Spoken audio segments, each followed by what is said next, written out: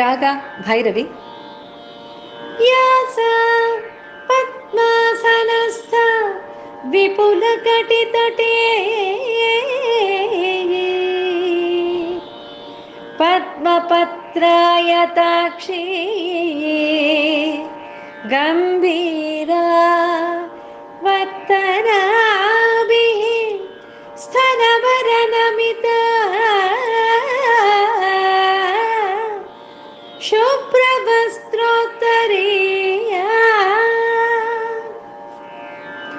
ಲಕ್ಷ್ಮೀ ದಿವ್ಯೈಃ ಗಜೇಂದ್ರೈಃ ಮಣಿಗಣಖಚಿತೈಃ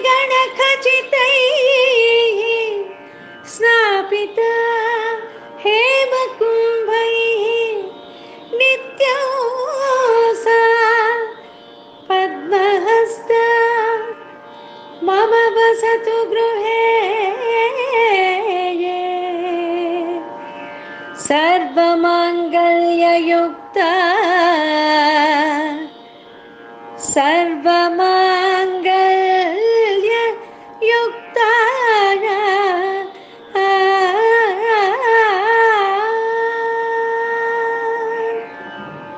ಶ್ರೀ ಗುರುಭ್ಯೋ ನಮಃ ಪರಮಗುರುಭ್ಯೋ ನಮಃ ದೇವತಾಯ ನಮಃ ಭಾರತೀ ಸಾಯ ನಮಃ.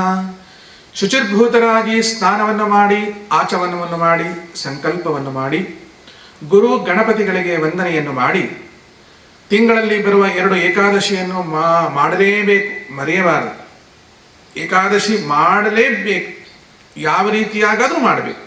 ಮಾಡಿ ದೇವರ ಬಲಭಾಗದಲ್ಲಿ ತುಪ್ಪದ ದೀಪವನ್ನು, ಲಕ್ಷ್ಮೀನಾರಾಯಣರ ಭಾವಚಿತ್ರದ ಬಲಭಾಗದಲ್ಲಿ ತುಪ್ಪದ ದೀಪವನ್ನು, ಎಡಭಾಗದಲ್ಲಿ ಎಳ್ಳೆಣ್ಣೆ ದೀಪವನ್ನು ಇರಿಸಿ ಪ್ರತಿ ಶುಕ್ರವಾರ ಮುತ್ತೈದೆಯರನ್ನು ಕರೆದು ಅವರಿಗೆ ಪಾನಕ ಕೋಸಂಬರಿ ಕೊಡುವುದರ ಮೂಲಕ ಮನಪೂರ್ವಕವಾಗಿ ಈ ಲಕ್ಷ್ಮೀ ಶೋಭನದ ಅರ್ಥವನ್ನು ಅನುಸಂಧಾನ ಮಾಡಿ ಕೇಳಿ ನಡೆದರೆ ನಿಮ್ಮ ಜೀವನದಲ್ಲಿ ದರಿದ್ರ ತೊಲಗಿ ಹೋಗುತ್ತೆ, ಲಕ್ಷ್ಮಿಯ ಕೃಪೆ ಆಗತ್ತೆ. ಇವತ್ತು 45ನೇ ಪದ್ಯದ ಭಾವಾನುವಾದವನ್ನು ಯಥಾಶಕ್ತಿ ಯಥಾಮತಿ ಭಗವಂತ ನಮ್ಮಲ್ಲಿ ನಿಂತು ಮಾಡಿಸಲಿ. ಶೋಭಾನವೆನ್ನೀರೇ ಸುರರೋಳು ಸುಭಗನಿಗೆ, ಶೋಭಾನವೆನ್ನೀ ಸುಗುಣನಿಗೆ, ಶೋಭಾನವೆನ್ನೀರೇ ತ್ರಿವಿಕ್ರಮರಾಯನಿಗೆ, ಶೋಭಾನವೆನ್ನೀ ಸುರ ಪ್ರಿಯಗೆ ಶೋಭಾನೆ. ಅದರಿಂದ ಕೃಷ್ಣನಿಗೆ ಜನ್ಮವೆಂಬುದು ಸಲ್ಲ, ಅದರಿಂದ ಕೃಷ್ಣಗೆ ಜನ್ಮವೆಂಬುದು ಸಲ್ಲ. ಮದನ ನಿವಾನ ಕುಮಾರನು, ಮದನ ನಿವಾನ ಕುಮಾರನು, ಕದನದಿ ಕಣಗಳ ಇವನೇದೆ ಗೆ ಸೇವನೆ, ಕದನದಿ ಕಣಗಳ ಇವನೇದೆ ಗೆ ಸೇವನೆ. ಸುಧತೇರಿಗಿವ ನಿಂತು ಸಿಲುಕುವನೆ ಶೋಭಾನಿ. ನಾವು ಪೂಜಿಸುವ ಭಗವಂತನನ್ನ ಗುಣಸಮುದ್ರನೆಂದು, ದೋಷಕ್ಕೆ ಸಿಲುಕದ ಭಗವಂತನೆಂದು ಚರ್ವಿತಿ ಚರ್ವಣ ಮೇಲಿಂದ ಮೇಲೆ ಅನುಸಂಧಾನ ಮಾಡುತ್ತಲೇ ಇರಬೇಕು. ಯಾಕೆಂದ್ರೆ ಸಂಶಯ ಅನ್ನುವುದು ಮನುಷ್ಯನಿಗಿರ್ತಕ್ಕಂಥ ಮಹಾರೋಗ. ಆ ರೋಗದ ಪರಿಹಾರಕ್ಕೋಸ್ಕರವೇ ಲಕ್ಷ್ಮಿ ಪ್ರತಿ ನುಡಿಯಲ್ಲೂ ಭಗವಂತನ ಗುಣಗಳನ್ನು ಎತ್ತಿ ಎತ್ತಿ ಎತ್ತಿ ತೋರಿಸ್ತಾ ಇದ್ದಾಳೆ. ಕಾರಣ ಇಷ್ಟೇ, ಮಹಾಭಾರತ ಯಾರು ಓದಿಲ್ವೋ, ಭಾಗವತ ಯಾರು ಓದಿಲ್ವೋ ಅವರಿಗೆ ಯಾವ ಪ್ರಶ್ನೆನೂ ಬರಲ್ಲ. ಮಹಾಭಾರತ ಭಾಗವತವನ್ನ ಮೇಲ್ಮೇಲೆ ಓದ್ದವರಿಗೆ 100 ಪ್ರಶ್ನೆಗಳು, ಮೇಲೆ ಮೇಲೆ ಓದ್ದವರಿಗೆ 100 ಪ್ರಶ್ನೆಗಳಿಗೆ ಉತ್ತರೋತ್ತರ ಭಾಗ್ಯ ಸಿಗುವಂತ ವಿಚಾರ. ಇದನ್ನು ಇಟ್ಟುಕೊಂಡು ಇಲ್ಲಿ ಶ್ರೀ ಲಕ್ಷ್ಮೀದೇವಿ ಹೇಳ್ತಾಳೆ, ಆನೆಗಿಂತಲೂ ದೊಡ್ಡವ ಅಂದ್ರೆ ಆನೆಗಿಂತಲೂ ದೊಡ್ಡದು ನಾನೇನು ಹೋಲಿಸೋಕ್ಕಾಗಲ್ಲ, ಬ್ರಹ್ಮಾಂಡಕ್ಕಿಂತಲೂ ದೊಡ್ಡದು. ಇಂತಹ ಪಿಂಡವನ್ನ, ಕೂಸನ್ನ ಒಂದು ಸಣ್ಣ ಗರ್ಭ ಅಡಗಿಸಿಕೊಳ್ಳಬಹುದೇ? ಅಂದರೆ ಕೃಷ್ಣನಿಗೆ ಜನ್ಮವೆಂಬುದು ಸಲ್ಲ. ಒಳಗೆ ಹೋಗಿಲ್ಲ ಅಂದ್ರೆ ಹೊರಗೆ ಬರೋ ವಿಚಾರವೇ ಇಲ್ವಲ್ಲ. ಒಳಗೆ ಹೋದ್ರೆ ತಾನೆ ಹೊರಗೆ ಬರೋದು, ಹೊರಗೋಗೋದು, ಒಳಗೋಗೋದು. ಇವೆರಡು ಶಬ್ದವೇ ಕೃಷ್ಣನಿಗೆ ಇಲ್ಲ. ಆದರೆ ಕೃಷ್ಣ ಹುಟ್ಟಿದ್ನಲ್ಲ, ಮತ್ತೆ ಕೃಷ್ಣಾಷ್ಟಮಿ ಮಾಡ್ತಿದ್ದೇವಲ್ಲ. ಕೃಷ್ಣ ಹುಟ್ಟೇ ಇಲ್ಲ ಅಂದ್ರೆ ಕೃಷ್ಣಾಷ್ಟಮಿಯ ಅಗತ್ಯತೆ ಏನಿದೆ? ಹಾಗಾದ್ರೆ ಕೃಷ್ಣ ಹುಟ್ಟೋಕ್ಕಿಂತ ಮುಂಚೆ ಅವನು ಗರ್ಭ ಸೇರಿರ್ಬೇಕಲ್ಲ. ಗರ್ಭದೊಳಗೆ ಸೇರುವುದು ಅಂದ್ರೇನು? ಗರ್ಭದೊಳಗೆ ಸೇರ್ಬೇಕಾದ್ರೆ ಒಂದು ಗಂಡು ಬೇಕು, ಒಂದು ಹೆಣ್ಣು ಬೇಕು. ಗರ್ಭ ಸೇರ್ಬೇಕಾದ್ರೆ ಗಂಡು ಹೆಣ್ಣು ಬೇಕಲ್ಲ? ಹೌದು. ತಂದೆ ತಾಯಿ ಆಗ್ಬೇಕಲ್ಲ ಅವರು? ಹೌದು. ಸಂತತಿ ಆಗಬೇಕಾದರೆ ಗಂಡು ತಂದೆ ಆಗಬೇಕಾಗತ್ತೆ, ಹೆಣ್ಣು ತಾಯಿ ಆಗಬೇಕಾಗತ್ತೆ. ಇದೇನ್ರಿ? ಸಂತತಿ ಆಗ್ಬೇಕಾದ್ರೆ ಗಂಡು ತಂದೆ ಆಗೋದು, ಹೆಣ್ಣು ತಾಯಿ ಆಗೋದು, ಇದು ಧರ್ಮ. ಹೆಣ್ಣು ಗಂಡು ಸೇರಿ ಸಂತತಿ ಆದ ಮೇಲೂ ಜಗತ್ತು ಹೇಳೋದು ಒಂದು ಗಂಡು ಹೆಣ್ಣಿಗೆ ಒಂದು ಮಗು ಹುಟ್ಟಿದೆ ಅಂತ ಹೇಳಲ್ಲ, ಆ ಮಗುವಿಗೆ ಅವರ ಅಪ್ಪ ಅಮ್ಮ ಅಂತಾನೇ ಹೇಳೋದು ಅಲ್ವಾ? ಹೀಗಾಗಿ ತಂದೆ ತಾಯಿ ಬೇಕೇ ಬೇಕು. ಈ ಗಂಡನ್ನ ಈ ಹೆಣ್ಣನ್ನ ಸೇರಿಸೋ ಕೆಲಸ ಯಾರ್ದು? ಅಲ್ಲದೆ ಸೇರಿಸೋ ಕೆಲಸ ಯಾರ್ದು? ಅವರವರ ಸೇರ್ಕೋತಾರೆ. ನೀವು ಸೇರಿಸ್ತಿದ್ದು ಸೇರ್ಕೋತಾರೆ. ಸೇರುವ ಬಯಕೆ ಬೇಕು ಅಂತ ಹೇಳ್ತಾರೆ. ಬಯಕೆ ಇಲ್ಲದೆ ಸೇರಲು ಸಾಧ್ಯವಿಲ್ಲ. ಪ್ರಾಣಿಗಳಿಗೂ ಹಾಗೆ ಬಯಕೆ ಬೇಕು. ನಾಯಿಗಳಾಗಲಿ, ನರಿಗಳಾಗಲಿ, ಹಂದಿಗಳಾಗಲಿ, ನೀವು ಕಣ್ಣಿಂದ ನೋಡುವ ಎಲ್ಲ ಜೀವಿಗಳಿಗೂ ನಿತ್ಯ ಬಯಕೆ ಇಲ್ಲೇ ಇಲ್ಲ ನೋಡಿ. 6 ತಿಂಗಳಿಗೊಂದ್ಸಲ ಆ ಪ್ರಾಣಿಗಳು ಮೇಟ್ ಆಗೋದು ನಮ್ಮ ಕಣ್ಣಿಗೆ ಕಾಣಿಸುತ್ತೆ. ಆದರೆ ನಿಮ್ಮ ಸೆಕ್ಸ್ ಅಥವಾ ಕೂಡುವಿಕೆ ಪ್ರಾಣಿಗಳಂತೆ ಅಲ್ಲ. ಇಲ್ಲಿ ಸೇರಿಸೋದಕ್ಕೆ ಒಂದು ವಿಶಿಷ್ಟವಾದ ವಿಷಯ ಇದೆ. ಒಂದು ಗಂಡನ್ನ ಒಂದು ಹೆಣ್ಣನ್ನ ಒಬ್ಬರನ್ನೊಬ್ಬರು ತೋರಿಸ್ಬೇಕು, ಅವರು ಒಪ್ಕೋಬೇಕು, ಮದುವೆ ಆಗಬೇಕು. ಇದೆಲ್ಲ ಒಂದು ಸೇರಿಸೋ ಕೆಲಸ. ಅದು ಮಾಡಿದ ಮೇಲೂ ಸೇರುವುದು ಅಂತ ಒಂದಿದೆ. ಅದೇನದು? ಅದನ್ನು ಮಾಡೋದು ಯಾರು? ಅದನ್ನ ಮಾಡೋದು ಯಾರು ಅಂದ್ರೆ ಆ ಕೆಲಸ ಯಾರದ್ದು? ಮನ್ಮಥನದ್ದು. ಕಮದ ಸ್ವಲ್ಪ ನಿಲ್ಲಿಸಿ. ಕಾಮ ಅಂದ್ರೆ ಯಾರು? ಮದನೋ ಮನ್ಮಥೋ ಮಾರ ಪ್ರದ್ಯುಮ್ನೋ ಮೀನಕೇತನ ಕಂದರ್ಪಕೋ ನಂಗ ಕಾಮ ಪಂಚ ಶರಸ್ಮರ. ಮನ್ಮಥ ಅಂತನ ಹೇಳ್ತಾ ಇರೋದು, ಮಣ್ಮೆತ್ತ ಅಂತ ಹೇಳ್ತಿಲ್ಲ. ಮನ್ಮಥನೆಂಬ ಒಬ್ಬ ದೇವತೆ, ಅವನು ತನ್ನ ಕಾಮ ಪಂಚ ಶರಸ್ಮರ. ಪಂಚ ಅಂದ್ರೆ 5, ಶರ ಅಂದ್ರೆ ಬಾಣ, ಸ್ಮರಹ ಅಂದ್ರು ಕಾಮನೆ. ಅವನು ಸ್ಮರಿಸುತ್ತಾನೆ. ಯಾವುದೋ ಒಂದು ಇದು ಬಿದಿರಿನ ಬಿಲ್ಲು, ಕಬ್ಬಣದ ಬಿಲ್ ತಗೊಂಡ್ಬಂದು 5 ಬಾಣ ಬಿಟ್ಬಿಟ್ರೆ ನೆಗದು ಬಿದ್ದೋಗ್ಬಿಡ್ತಾರೆ ಅಷ್ಟೇ. ಅಲ್ಲಿ ಬಿಡೋ ಬಾಣಗಳು ಕಣ್ಣಿಗೆ ಕಾಣದವುಗಳು. ಈ ಬಾಣಗಳ ಹೆಸರನ್ನ ಹೇಳಿದ್ದಾರೆ ನೋಡಿ, ಎಷ್ಟು ಅದ್ಭುತ. ಒಂದೊಂದು ಹೂವಿನ ಹೆಸರು. ಒಂದು ಶರದ ಹೆಸರು ಅರವಿಂದ, ಇನ್ನೊಂದರ ಹೆಸರು ಅಶೋಕ. ಅರವಿಂದ ಅಂದ್ರೆ ಕಮಲ. ಇನ್ನೊಂದು ಅಶೋಕ ಪುಷ್ಪ, ಇನ್ನೊಂದು ನವಮಲ್ಲಿಕಾ ಪುಷ್ಪ, ಇನ್ನೊಂದು ಕುಟ ಪುಷ್ಪ, ಇನ್ನೊಂದು ನೀಲೋತ್ಪಲ. ಹೀಗೆ 5 ಬಾಣಗಳಿದೆ, 5 ಹೂವುಗಳ ಹೆಸರು. ದುಂಬಿಗಳು ನೋಡಿ ಝೇಂಕಾರ ಮಾಡುತ್ತೆ, ಹೂವುಗಳು ಅರಳಿದ ಮೇಲೆ ಅಲ್ವಾ? ವಸಂತ ಕಾಲ, ಒಳ್ಳೆ ಚಿಗುರು ಅಂತ ಹೊತ್ತಿನಲ್ಲಿ ಕೋಗಿಲೆ ಕೂ ಕೂ ಅಂತ ಕೂಗೋದು ಅಲ್ವಾ? ಅದು ಒಂದು ತರಹ ಒಳ್ಳೆಯ ಸನ್ನಿವೇಶ, ಗಂಡು ಹೆಣ್ಣು ಸೇರಲು. ಈ ಗಂಡು ಹೆಣ್ಣು ಸೇರಲು ಈ 5 ಬಾಣಗಳು ಮತ್ತೈದು ಬಾಣಗಳು, ಅದರ ಒಳಗೆ ಇಂಟರ್ನಲ್ ಬಾಣಗಳು ಯಾವುದು?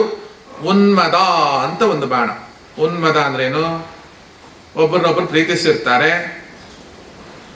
ಆ ಪ್ರೀತಿ ಮಾಡಿದಾಗ ಅವನು ಬಹಳ ದೂರ ಇರ್ತಾನೆ, ಇವಳು ಬಹಳ ದೂರ ಇರ್ತಾಳೆ, ಒಂಥರ ಉನ್ಮತ್ತ ಅದೇ ಆಲೋಚನೆ, ಅದು ಬಿಟ್ಟು ಇನ್ನೊಂದಿಲ್ಲ. ಉನ್ಮತ್ತ ಒಲಾಡೋದು, ಅದ್ರಲ್ಲಿ ಏನಿದೆಯೋ ಗೊತ್ತಿಲ್ಲ, ಒಲಾಡ್ತಾ ಇರೋದು, ಅದು ಉನ್ಮದ ಅನ್ನುವ ಅಸ್ತ್ರ. ಇನ್ನೊಂದು ತಪನ ಅಂತ. ತಪನ ಅಂದ್ರೆ ಅವನು ಸಿಗದೇ ಇದ್ದಾಗ, ಅವಳು ಅವನಿಗೆ ಸಿಗದಿದ್ದಾಗ, ಪಕ್ಕ ಪಕ್ಕದಲ್ಲೇ ಮಲಗಿರ್ತಾರೆ, ಒಬ್ಬರನ್ನೊಬ್ಬರು ಮುಟ್ಟದೇ ಇದ್ದಾಗ ಒಂದು ತಾಪ ಆಗತ್ತೆ, ಕುದಿಯುವಿಕೆ. ಅಂದ್ರೆ ತುಂಬಾ ತೊಕ ತೊಕ ತೊಕ ತೊಕ ಕುದೀತಾ ಇರುತ್ತೆ. ಬೇಸರದಿಂದ ಅಕಸ್ಮಾತ್ ನಾನೇನಾದ್ರೂ ಅವನ ಮೇಲೆ ಕೈ ಇಟ್ರೆ, ಅವನು ಇವಳು ನನಗೆ ಸೋತಿದ್ದಾಳೆ ಅಂತ ತಿಳ್ಕೊಂಡ್ಬಿಟ್ರೆ, ನಾನೇನಾದ್ರು ಅವಳನ್ನ ಪ್ರೀತಿ ಗಲ್ಲದ ಮೇಲೆ ಕೆನ್ನೆ ಇಟ್ಟಾಗ ಅವಳು ಇವನೇ ಸೋತ್ ಬಂದಿದ್ದಾನೆ ಅಂತ ತಿಳ್ಕೊಂಡ್ರೆ ಅದೊಂದು ಒಣ ಜಂಬ. ಜೊತೆಗೆ ಇನ್ನೊಂದಿದೆ, ನನಗೆ ಮಾತ್ರ ಆಸಕ್ತಿ ಇದ್ದು ಅವನಿಗೆ ಆಸಕ್ತಿ ಇಲ್ಲದೆ ಇದ್ರೆ ಅಂತ ತಪ್ಪ ತಪ್ಪ ತಪ್ಪ, ಅದಕ್ಕೆ ತಪನ ಅಂತ ಹೇಳ್ತಾರೆ. ಅದು ಒಂದು ಅಸ್ತ್ರ. ಶೋಷಣ. ಶೋಷಣ ಅಂದ್ರೇನು? ಕುದಿತಾ ಇದ್ದಾರೆ, ಉನ್ಮತ್ತರಾಗಿದ್ದಾರೆ, ಅವ್ರು ಸಿಗುತ್ತಾ ಇಲ್ಲ, ಇವ್ರಿಗೆ ಅವ್ರು ಸಿಗುತ್ತಾ ಇಲ್ಲ, ಮೆಸೇಜ್ ಹೋಗ್ತಾ ಇಲ್ಲ, ಶೋಷಣ, ಒಳಗೆ ಶೋಷಣೆ ಆಗೋಗಿದೆ ಜೀವನ, ಅದು ಒಂದು ಅಸ್ತ್ರ. ಸ್ತಂಭನ. ಈ ವಿಚಾರ ಮಾಡ್ತಾ ಮಾಡ್ತಾ ಮಾಡ್ತಾ ಮಾಡ್ತಾ ಮಾಡ್ತಾ ತಲೆ ಓಡೋದೇ ಇಲ್ಲ, ಒಂದೇ ಕಡೆ ನಿಂತ್ಬಿಡುತ್ತೆ, ಅದಕ್ಕೆ ಸ್ತಂಭನ ಅನ್ನೋ ಅಸ್ತ್ರ. ಇನ್ನೊಂದು ಸಂಮೋಹನ ಅಸ್ತ್ರ. ಯಾರು ನೋಡಿದ್ರು ಒಬ್ಬನನ್ನೇ ಪ್ರೀತಿಸ್ತಾ ಇರ್ತಾರೆ, ಒಬ್ಬನೇ ಬೇಕು ಎಲ್ಲರಿಗೂ ಅಂತಾರೆ, ಒಬ್ಬಳೇ ಬೇಕು ಎಲ್ಲರಿಗೂ ಅಂತಾರೆ, ಅದು ಸಂಮೋಹನ. ಮುಖ ನೋಡಿದ್ರೆ ಸಾಕು ಮೋಹನಕ್ಕೆ ಒಳಗಾಗಿ ಬಿಡುತ್ತಾರೆ. ಇಂತಹ ಬಾಣಗಳನ್ನು ಮನ್ಮಥನು ದಂಪತಿಗಳೀರ್ವರ ಮೇಲೆ, ಹೆಣ್ಣು ಗಂಡುಗಳ ಮೇಲೆ ಎಸೆದ ಮೇಲಲ್ಲವೇ ಒಬ್ಬರನ್ನೊಬ್ಬರು ಸೇರೋದು. ಹೌದಾ? ಮತ್ತೆ ನಾಯಿ ನರಿಗಳು ಸೇರುತ್ತೆ, ಹಾವುಗಳು ಸೇರುತ್ತೆ, ಎಷ್ಟು ಹೊತ್ತು ಅಷ್ಟೊತ್ತು. ಆದರೆ ನಿಜವಾದ ಸೆಕ್ಸಿಗೆ ಅಥವಾ ನಿಜವಾದ ರಮಮಾಣತ್ವಕ್ಕೆ, ಮೈಥುನಕ್ಕೆ ಅರ್ಥ ಸಿಗೋದು ಕೇವಲ ಮನುಷ್ಯ ಜೀವಿಗಳಲ್ಲಿ ಮಾತ್ರ. ತಲೆಯಿಂದ ಹಿಡಿದು ಕಾಲಿನ ತನಕವು ಅಂಗಾಂಗಗಳಲ್ಲೂ ಪ್ರತಿ ರೋಮ ರೋಮಗಳಲ್ಲೂ ನಿಮಿಷ ನಿಮಿಷಕ್ಕೂ ಸುಖ ಪಡುವ ಜೀವಿ ಅಂದ್ರೆ ಅದು ಕೇವಲ ಮಾನವ ಮಾತ್ರ.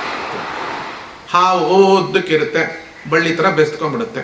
ಬೇರೆ ಬೇರೆ ಪ್ರಾಣಿಗಳು ನೋಡಿ, ಅವುಗಳು ಸೇರುವಿಕೆ ನೋಡಿ, ಪರಿಪೂರ್ಣತ್ವ ಶರೀರದಿಂದ ಒಂದಾಗೋ ವಿಚಾರ ಇಲ್ಲವೇ ಇಲ್ಲ. ಯಾಕೆಂದ್ರೆ ಅವಕ್ಕೆ ಮನಸ್ಸು ಅಂತಲೇ ಇಲ್ಲ.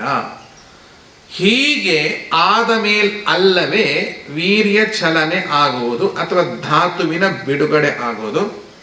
ಏನ್ ಹೇಳಕ್ ಹೊರಟಿದ್ದೀರಾ ನೀವು? ಕೃಷ್ಣ ಹುಟ್ಟಿದಾನೆ, ಹೌದು. ಯಾರಿಂದ? ವಸುದೇವ ದೇವಕಿಯಿಂದ. ಅವರಿಗೂ ಹೆಣ್ಣು ಗಂಡಲ್ವಾ? ಅವರು ತಂದೆ ಇವನ ಅಪ್ಪಮ್ಮ ಅಲ್ವಾ? ಅವ್ರ ಅಪ್ಪಮ್ಮ ಒಂದಾಗಬೇಕಾದ್ರೆ ಅಪ್ಪಮ್ಮನಿಗೆ ಅಪ್ಪನ ಮೇಲೆ ಅಮ್ಮನ ಮನಸ್ಸು ಬರಬೇಕು, ಅಮ್ಮನಿಗೆ ಅಪ್ಪನ ಮೇಲೆ ಮನಸ್ಸು ಬರಬೇಕು. ಆ ಮನಸ್ಸಿಗೆ ಮನಸ್ಸಿಜ ಅಂತ ಒಬ್ಬ ಬೇಕು. ಮನಸ್ಸಿಜ ಅಂದ್ರೆ ಯಾರು? ಮನ್ಮಥ. ಮನ್ಮಥನ ಹೆಸರು ಮತ್ತೊಂದು ಮನಸ್ಸಿಜ ಅಂತ. ಇವನು ಕೆಲಸ ಮಾಡಬೇಕಲ್ಲ, ಒಟ್ಟು ಸೇರಿಸೋ ಕೆಲಸ ಮಾಡಬೇಕಲ್ಲ ಅವರಿಬ್ಬರನ್ನ. ಅದು ಆದ ಮೇಲೆ ತಾನೇ ಗಂಡ ಹೆಂಡತಿ ಕೂಡ್ತಾರೆ. ಸಂತೆಯ ಮರುಳ, ಸಂತೆಯಲ್ಲಿ ಕೂಗಾಡೋ ತರ ಕೂಗಾಡೋ ಹುಚ್ಚನೆ, ಮರುಳನೆ. ಸರಿ, ಸ್ವಲ್ಪ ವಿಚಾರಿಸು. ಯಾರನ್ನು ವಿಚಾರಿಸ್ಬೇಕು? ಧರ್ಮಶಾಸ್ತ್ರವನ್ನು ವಿಚಾರಿಸು. ನಿನಗೆ ಓದಕ್ ಬಂದಿಲ್ವಾ? ಓದಿದವರನ್ನ ವಿಚಾರಿಸು. ಸುಮ್ಮನೆ ಸಿಕ್ಕ ಹಾಗೆಲ್ಲ ಮಾತಾಡ್ಬೇಡ. ಮದನ ಅಂದ್ರೆ ಯಾರು? ಮನ್ಮಥ ಅಂದ್ರೆ ಯಾರು? ಕಾಮ ಅಂದ್ರೆ ಯಾರು? ಯಾರವರು? ಕಾಮ ಅಂದ್ರೆ ಕೃಷ್ಣನ ಮಗ. ಶ್ರೀಕೃಷ್ಣ ಪರಮಾತ್ಮನ ಮನಸ್ಸಿನಿಂದ ಹುಟ್ಟಿದವ ಅವನು. ಮನ್ಮಥ ಜನಕನೆ ಬೇಗನೆ ಬಾರೋ, ಮನ್ಮಥ ಜನಕನೆ ಬೇಗನೆ ಬಾರೋ, ಅಮಿತ ಪರಾಕ್ರಮ ಶಂಕರ ಬಾರೋ. ಮನ್ಮಥ ಜನಕನೇ ಬೇಗನೆ ಬಾರೋ. ಮನ್ಮಥನ ತಂದೆಯೇ ಬೇಗನೆ ಬಾ. ಯಾರು ಮನ್ಮಥನ ತಂದೆ? ಸಾಕ್ಷಾತ್ ಶ್ರೀಹರಿ, ಶ್ರೀ ಕೃಷ್ಣ. ಅನಂಗ ಜನಕ ಹ್ಯಾಂಗೆ ಮಾಡಲಯ್ಯ ಕೃಷ್ಣ ಹೋಗುತ್ತಿದೆ ಆಯುಷ್ಯ. ಅನಂಗ ಜನಕ, ಅಂಗ ಅಂದ್ರೆ ನಮಗೆ ಕಣ್ಣಿಗೆ ಕಾಣಿಸೋ ಕಣ್ಣು, ಕೈಕಾಲು, ಕಿವಿ. ಅನಂಗ ಯಾರು? ಕಾಮ. ಅವನಿಗೆ ಅಂಗವೇ ಇಲ್ಲ. ಯಾಕೆ ಅಂಗ ಇಲ್ಲ? ಇತ್ತು ಮೊದಲು ಅಂಗ, ಅದನ್ನ ಶಿವ ನೋಡಿ ಸುಟ್ಟಾಕಿದ್ದಾನೆ. ಅವತ್ತಿಂದ ಅವನು ಅನಂಗನಾಗಿದ್ದಾನೆ. ಅವನು ಮನಸ್ಸಿನ ಮೂಲಕವೇ ಅತಿ ಸೂಕ್ಷ್ಮ ರೂಪದಿಂದ ಪ್ರವೇಶಿಸುವ. ಇಲ್ಲಿ ಅನಂಗ ಜನಕ ಅಂದ್ರೆ ಯಾರು? ಶ್ರೀಕೃಷ್ಣ. ಅನಂಗ ಅಂದ್ರೆ ಯಾರು? ಮನ್ಮಥ. ಜನಕ ಅಂದ್ರೆ ಯಾರು? ಶ್ರೀಕೃಷ್ಣ. ಹೆಣ್ಣು ಗಂಡು ಕಾಮನ ಆಟದಿಂದ, ಕಾಮನ 5 ಬಾಣಗಳಿಂದ, ಚೂತ, ನವಮಲ್ಲಿಕ, ಅದು ಏನೇನೋ ಎಲ್ಲ ಬಾಣಗಳು, ಉನ್ಮದ, ಹರ್ಷಣ, ಎಲ್ಲ ಬಾಣಗಳನ್ನು ಬಿಟ್ಟ ಮೇಲೆ ಮುಂದಾಗುತ್ತೇನು? ಕಣ್ಣು ಕಣ್ಣಿಗೆ ಸೇರುತ್ತೆ, ಮೈಗೆ ಬೆರೆಯುತ್ತೆ, ತುಟಿಗೆ ತುಟಿ ಬೆಸೆಯುತ್ತದೆ, ತೋಳಿಗೆ ತೋಳು ಸುತ್ತಿಕೊಳ್ಳುತ್ತದೆ. ಸುರುಳಿ ಸುರುಳಿ ಸುರುಳಿ ಸುರುಳಿ ಸುರುಳಿಯಾಗಿ ಹೊರಡುತ್ತಾ ಇರುತ್ತೆ ನಮ್ಮ ಆ ಶರೀರ, ಹೆಣ್ಣು ಗಂಡಿನ. ನಾನು ನೀನು, ನೀನು ನಾನು ಏನಂತಾರೆ ಗೊತ್ತಾ? ನಾನೇ ನೀನು, ನೀನೇ ನಾನು ಅಂದ್ಬಿಡ್ತಾರೆ. 2 ಭೇದವೇ ಇಲ್ಲದಂತೆ, 2 ಭೇದ ಇರೋ ವಸ್ತುಗಳು ಭೇದವಿಲ್ಲದಂತೆ ತೋರಿಕೊಂಡು ಒಂದರ ಒಳಗೆ ಒಂದು ತೂರಿ, ನಾಚಿಕೆಯನ್ನು ಆಗಸಕ್ಕೆ ತೂರಿ, ಜಗತ್ತಿಗೆ ತಂದೆ ತಾಯಿಯರಾಗಿ ತೋರಿಸಿದ ಕೃಷ್ಣ ಇವನಲ್ಲವೇ? ಭಗವಂತ ಇವನಲ್ಲವೇ ಅಂತ ನೀವು ಹೇಳೋದಲ್ವಾ? ಈ ಆಟ, ಈ ಮೈಗೆ ಮೈ ಬೆರೆಯೋದು, ಕಣ್ಣಿಗೆ ಕಣ್ಣು ಬೆರೆಯೋದು, ತುಟಿಗೆ ತುಟಿ ಬೆಸೆಯೋದು, ತೋಳಿಗೆ ತೋಳು ಸುರುಳಿ ಹಾಕೋದು, ಆ ಆಟಕ್ಕೆ ಇನ್ಸ್ಪಿರೇಷನ್ ಅಥವಾ ಭಾವನೆ, ಆ ಮೋದ ಕೊಟ್ಟವರು ಯಾರು? ಯಾರಿಗೋ ಮನಸ್ಸೇ ಇರಲ್ಲ ನೋಡಿ. ಸುಮ್ಮನೆ ಒಬ್ಬರೊಬ್ಬರ ಜೊತೆ ಮಲ್ಕೋ ಅಂದ್ರೆ ಆಗತ್ತೇನ್ರಿ? ಅವ್ರೇನು ಪಶುಗಳೇನ್ರಿ ಅಂತ ಕೇಳ್ತಾರೆ. ಪಶುಗಳಿಗೂ ಮನಸ್ಸಿಲ್ಲದಿದ್ದರೆ ಒಂದನ್ನೊಂದು ಮುಟ್ಟೋಲ್ಲ. ಆ ಮನಸ್ಸು ಅಂತ ಏನು ಇದೆಯಲ್ಲ, ಆ ಮನಸ್ಸೊಳಗೊಂದು ಪ್ರವೇಶ ಮಾಡ್ತಾ ಇದೆಯಲ್ಲ, that is Kama, that is Manmatha, that is ಶಂಭರಾರಿಷ.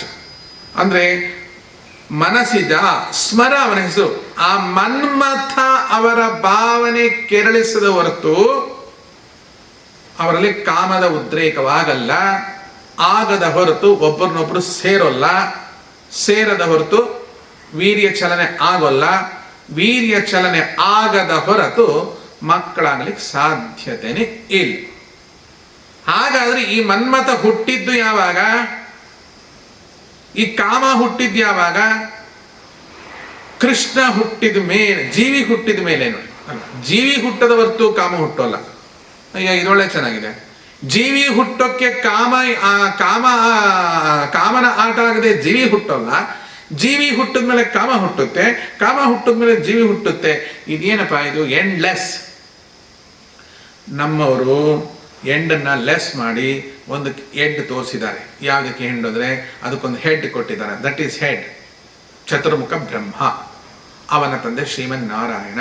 ಒಂದು ಮೂಲ ರೂಪ ಇದೆ ನಾರಾಯಣಗೆ. ಕೃಷ್ಣ ಅನ್ನೋದೊಂದು ಮೂಲ ರೂಪ. ಈಗ ನೀವೇನು ವಸುದೇವ ದೇವಕಿಯಿಂದ ಶ್ರೀಕೃಷ್ಣ ಬಂದ ಅಂತೀರಲ್ಲ, ಅದರ ಮೂಲ, ಅದು ಜೆರಾಕ್ಸ್ ಅಷ್ಟೇ. ಅದರ ಮೂಲ ಪ್ರಿಂಟ್ ಇದೆ, ಮಾಸ್ಟರ್ ಪ್ರಿಂಟ್ ಇದೆ, ಮಾಸ್ಟರ್ ಕೀ ಇದೆ. ಅದು ಮೂಲ ಕೃಷ್ಣ ರೂಪ ಅಂತಲೇ ಇದೆ. ಆ ಕೃಷ್ಣ ರೂಪಕ್ಕೆ ಸರಸಿಜಾಸನ ಮನೋಜಗೀರ್ವರು ಸುತರು. ಸರಸಿಜಾಸನ ಮನೋಜ ಈರ್ವರು ಸುತರು. ಸುರತರಂಗಿಣಿ ತನುಜೇ.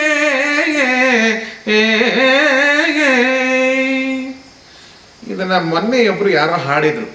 ದೇವರ್ಷಿ ವಿಪ್ರರ ಕೊಂದು ತನ್ನುದರದೋಳಿಟ್ಟು ತೀವಿರ್ದಾಹಾರಿಗೆ ದುರೀತಾವ ಅನ್ನೋದು ಬರು ಬೇವರ್ಷಿ ವಿಪ್ರರ ಕೊಂಡು. ಸ್ವಾಮಿ, ದೇವ ಋಷಿ ವಿಪ್ರರ ಕೊಂದು ಬೇವರ್ಷಿ ವಿಪ್ರರ ಕೊಂಡು ಅಂತ ಅಂದ್ರೆ ಬೇವರ್ಷಿಗಳಾಗಿರ್ತಕ್ಕಂಥ ಬ್ರಾಹ್ಮಣರನ್ನ ಕೊಂಡ್ಕೊಳ್ಳೋದು ಅಂತ ಅರ್ಥ ಆಗತ್ತೆ. ಬೇವರ್ಷಿ ಅನ್ನೋಕೆ ನಿಮ್ಮ ಊರಲ್ಲಿ ಏನರ್ಥವ ನಂಗಂತ ಕೊಟ್ಟರೆ ಎಥು ಬೇವರ್ಷಿ ಅಂತಾರ ನೋಡಿ, ಆ ಥರ ಅಲ್ಲ. ದೇವರ್ಷಿ ವಿಪ್ರರ ಕೊಂದು, ಅಲ್ಲಿ ಏನಾಗಿದೆ ಪ್ರಿಂಟು ದೇ ಹೋಗೋ ಬದಲು ಬೇ ಆಗಿದೆ ಅಲ್ವಾ? ಹೀಗೆ ಬೇವರ್ಷಿ ಅಲ್ಲ ದೇವರ್ಷಿ. ಇಲ್ಲಿ ಸರಸಿ ಜಾಸನ ಮನೋಜ ಈರ್ವರು ಸುತರು ಸುರ ತರಂಗಿಣಿ ತನುಜ ಯಾರಿಗೆ? ಶ್ರೀಕೃಷ್ಣ ಪರಮಾತ್ಮನಿಗೆ 3 ಜನ ಮಕ್ಕಳಂತೆ ನೋಡಿ. ಇದನ್ನು ಮೊನ್ನೊಬ್ರು ಹಾಡ್ತಾ ಇದ್ರು. ಸರಸಿದಾಸನ ಮನುಜ ಈರ್ವರು ಸುತರು ತುರ ಸುರ ತರಂಗಿಣಿ ಹರಿಗೆ ಮಕ್ಕಳಾಗಿ. ದೊಡ್ಡ ಕ್ಯಾಸೆಟ್ ಬಿಡುಗಡೆ ಬೇರೆ ಅದು. ಸರಸಿಜಾಸನ ಮನುಜರು ಸುರ ತರಂಗಿಣಿ ಅಂತ ಹೇಳ್ಬಿಟ್ಟ ಆ ಮನುಷ್ಯ. ಮನುಜ ಅಲ್ಲ ರೀ, ಮನೋಜ. ಹೇಗಾಯ್ತು ಗೊತ್ತಾ ಇದು? ಏಕಾದಶಿಯ ರುದ್ರ ಅಂತ ಹಾಡ್ತಾರೆ.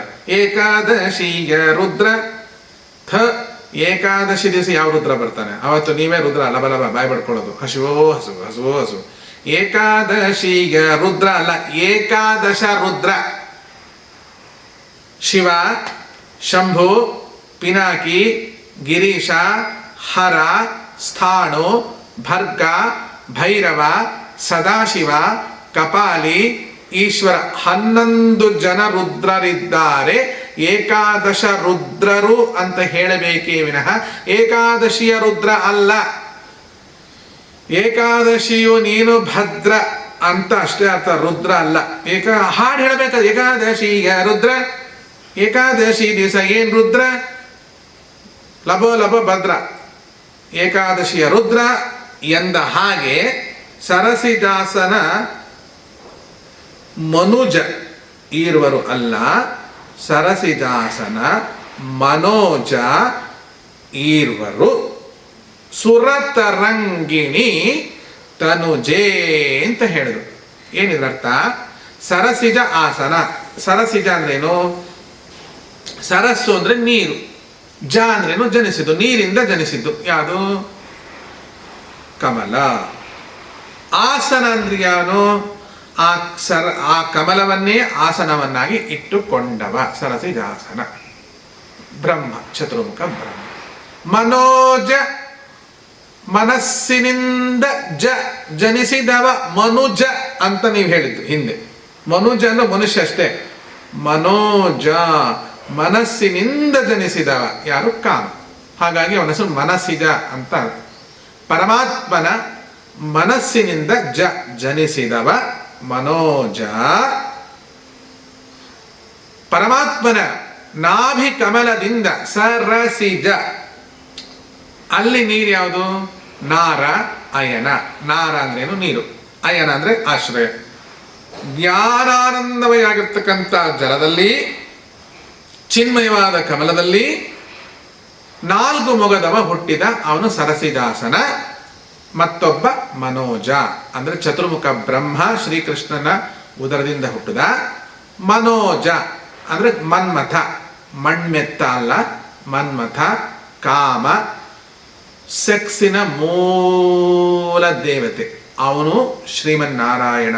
ಅದರಲ್ಲೂ ಶ್ರೀಕೃಷ್ಣನ ಮಗ, ಅಂದ್ರೆ ಮೂಲ ಕೃಷ್ಣನ ಮಗ. ಅದೇ ಮೂಲ ಕೃಷ್ಣ ಏನು? ಮೂಲ ರಾಮ ಇದ್ದಂಗೆ ಆಯ್ತಲ್ಲ. ಹೌದು, ಮೂಲ ರಾಮನೂ ಇದ್ದಾನೆ, ಮೂಲ ಕೃಷ್ಣನೂ ಇದ್ದಾನೆ. ಯಾಕೆ ಅಂದ್ರೆ ನಮಗೆ ಕಣ್ಣಿಗೆ ಕಾಣುವ ವಸುದೇವ ದೇವಕಿಲಿ ಒಂದು ರೂಪ ಕಾಣಿಸ್ತಾ ಇಲ್ಲ, ಅದರ ಮೂಲ ರೂಪ ಇದೆ, ಅದು ಶ್ರೀಕೃಷ್ಣ. ಅದಕ್ಕೆ ಅವತಾರ ಏನಿಲ್ಲ. ಇಂತಹ ಈರ್ವರು ಗಂಡು ಮಕ್ಕಳು, 2 ಗಂಡು ಮಕ್ಕಳು, 1 ಹೆಣ್ಣು ಮಗು. ಆಗಿನ ಕಾಲದಲ್ಲೂ ಸರ್ಕಾರಕ್ಕೆ ಶಾಂತಿಲಿತ್ತು ಅಂತ ಕಾಣುತ್ತೆ. 2 ಗಂಡು 1 ಹೆಣ್ಣು ಅಂತ ಅವಾಗಿತ್ತ ಹಿಂದೆ. 2 ಗಂಡು 1 ಹೆಣ್ಣು. ಸರ್ಕಾರನು ಶಾಸ್ತ್ರ ಓದಿತ್ತೋ ಏನೋ.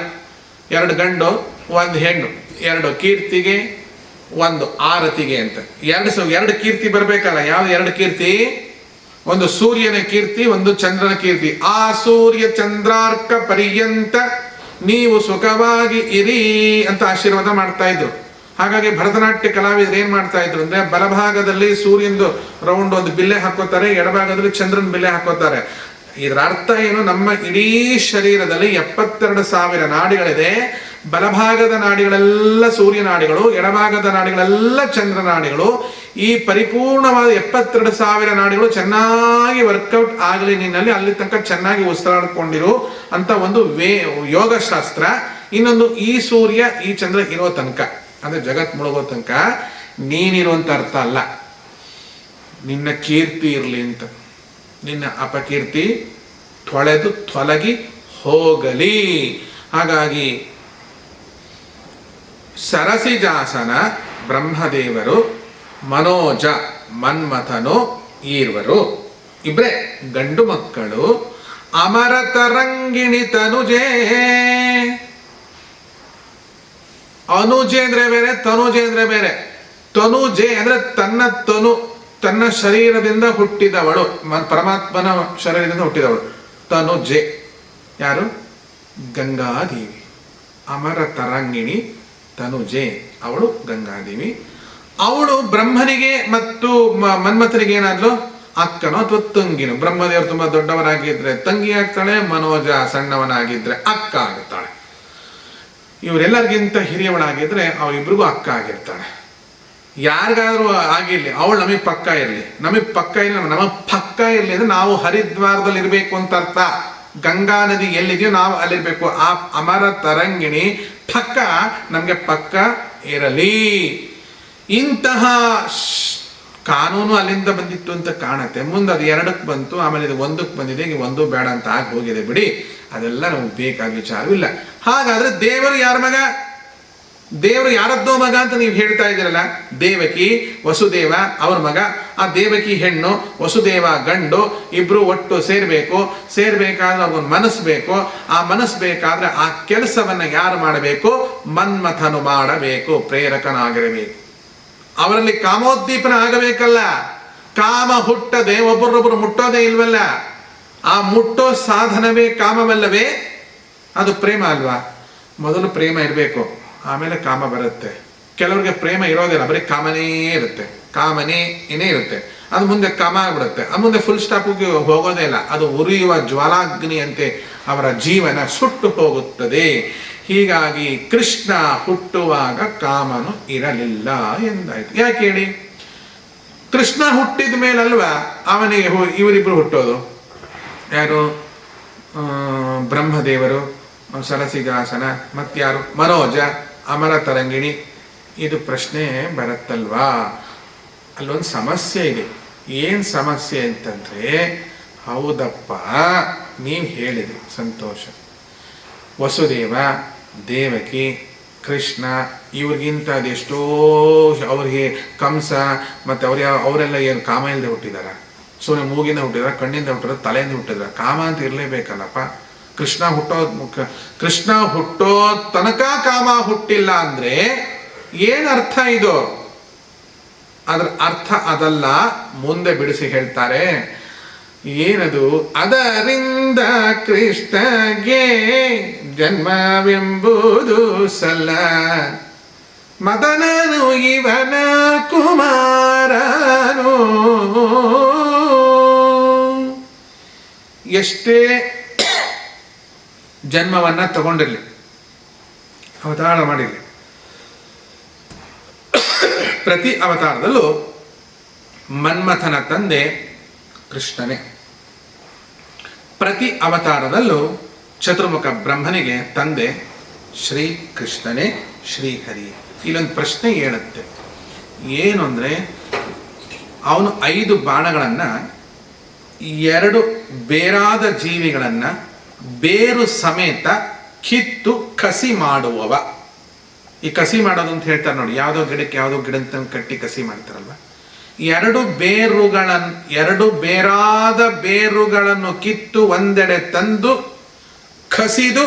ಕಸಿ ಮಾಡುವುದು ಯಾರೋ? ಮನ್ಮಥ, ತನ್ನ ಬಾಣಗಳನ್ನು ಬಿಟ್ಟು. ಇದು ಅವನ ಕೆಲಸ. ಕೃಷ್ಣ ಹುಟ್ಟೋಕ್ಕಿಂತ ಮುಂಚೆ ಅವನಿರಲಿಲ್ಲ ಅಂತಲ್ಲ, ಇದ್ದರೂ ಕೃಷ್ಣನ ಮಗನಾಗಿಯೇ ಇದ್ದ ಅಂತ ಇಟ್ಕೋಬೇಕು. ಈ ಅರ್ಥದಲ್ಲಿ ಕೃಷ್ಣ ಹುಟ್ಟೋಕ್ಕಿಂತ ಮುಂಚೆ ಮನ್ಮಥ ಹುಟ್ಟಿಲ್ಲ, ಯಾಕಂದ್ರೆ ಕೃಷ್ಣ ಹುಟ್ಟಿದ ಮೇಲೆ ಮನ್ಮಥ ಹುಟ್ಟಿರೋದು. ಕೃಷ್ಣ ಹುಟ್ಟಿದ ಮೇಲೆ ಮನ್ಮಥ ಹುಟ್ಟಿದಾನೆ ಅಂದಮೇಲೆ ಮನ್ಮಥ ಹುಟ್ಟಿದ ಮೇಲೇನೆ ಅವನು ದಂಪತಿಗಳಿಗೆ ಭಾವನೆಯನ್ನು ಕೊಡುವುದು ಅಂತ ಇದ್ರ ಅರ್ಥ ಅಲ್ಲ. ಯಾಕೆಂದ್ರೆ ಅದ್ರ ಹಿಂದೆ ಅನೇಕ ಜೀವರಾಶಿಗಳು ಈ ಭೂಮಿ ಮೇಲೆ ಹುಟ್ಟಿವೆ, ಅವೆಲ್ಲವಕ್ಕೂ ಮನ್ಮಥ ಬೇಕೇ ಬೇಕು. ಅಲ್ಲಿ ತನಕ ಮನ್ಮಥ ಹುಟ್ಟೇ ಇಲ್ಲ ಅಂತ ಮಣ್ಮೆತ್ರ ಹಾಗೆ ನಾವು ತಿಳ್ಕೋಬಾರ್ದು. ಮನ್ಮಥ ಹುಟ್ಟಿದ್ದರೂ ಅವನ ಹುಟ್ಟು ಕೃಷ್ಣನಲ್ಲಿಯೇ ಇರುವುದು. ಮನ್ಮಥ ಇದ್ದಾನೆ ಅಂದ್ರೆ ಕಾಣಿಸ್ತಿಲ್ವ ಅಂದ್ರೆ ಅವನ ಹಿಂದೆ ಕೃಷ್ಣ ಕಾಣಿಸ್ತಾ ಇದ್ದಾನೆ. ಪ್ರತಿ ಬಾರಿಯಲ್ಲಿಯೂ ಕೃಷ್ಣನ ಆಜ್ಞೆ ಇಲ್ಲದೆ ಮನ್ಮಥನ ಚಲನೆ ಇಲ್ಲವೇ ಇಲ್ಲ. ಅದಕ್ಕೆ ಅವನ ಹೆಸರೇ ಮೋಹನ ಅಂತ ಹೆಸರು. ಅವನ ಹೆಸರೇ ಮೋಹನ. ಕೃಷ್ಣ ಬಾರೋ ರಂಗ ಬಾರೋ ಕೃಷ್ಣಯ್ಯ ನೀ ಬಾರಯ್ಯ, ಕೃಷ್ಣ ಬಾರೋ ರಂಗ ಬಾರೋ ಕೃಷ್ಣಯ್ಯ ನೀ ಬಾರಯ್ಯ. ಸಣ್ಣ ಹೆಜ್ಜೆಗಳಿಂದ ಗೆಜ್ಜೆನಾದಗಳಿಂದ, ಸಣ್ಣ ಹೆಜ್ಜೆಗಳಿಂದ ಗೆಜ್ಜೆನಾದಗಳಿಂದ ಕೃಷ್ಣ ಬಾರೋ ರಂಗ ಬಾರೋ ಕೃಷ್ಣಯ್ಯ ನೀ ಬಾರಯ್ಯ, ಕೃಷ್ಣ ಬಾರೋ ರಂಗ ಬಾರೋ ಕೃಷ್ಣಯ್ಯ ನೀ ಬಾರಯ್ಯ. ಉಳಿದ ಭಾಗವನ್ನ ಉಳಿದ ವಿಚಾರವನ್ನ ಮತ್ತೊಂದು ಭಾಗದಲ್ಲಿ ಚಿಂತನೆ ನಡೆಸೋಣ.